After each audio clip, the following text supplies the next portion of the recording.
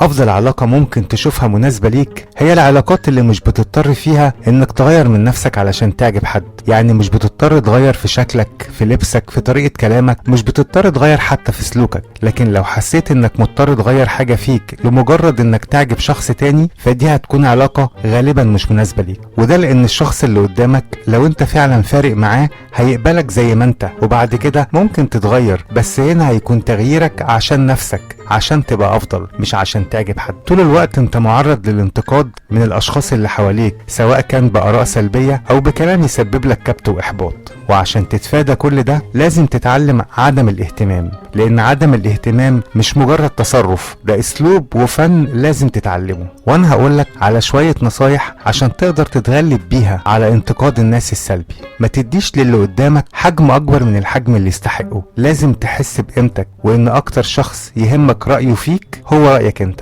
لانك انت الشخص الوحيد اللي عارف نفسك كويس، وعارف امكانياتك ونقاط قوتك ونقاط ضعفك اكتر من اي حد تاني. تاني حاجة، لازم تعرف انك مش هتعجب كل اللي حواليك، وان عمرك ما هترضي كل الناس. عشان كده ما تخليش رأي حد فيك يحبطك او يسبب لك اي ألم، لانك حتى لو كنت الشخص المثالي هتلاقي برضو اللي ينتقدك واللي مش بيحبك. تالت حاجة، غالبا الناس لما بتنتقد حاجة انت بتعملها بينتقدوها بس علشان مش مناسبة ليهم، مش علشان هي حاجة سيئة. فمهما كان رأيهم فيك هيفضل مجرد رأي مش مؤثر ولا له علاقة بالواقع.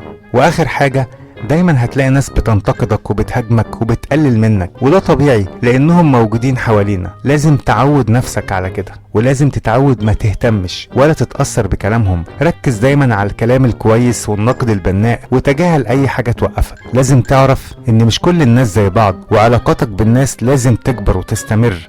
وزي ما بتقابل الحاقد والحاسد والكاره للخير، هتقابل اللي يساعدك ويشجعك ويقف جنبك ويحبك.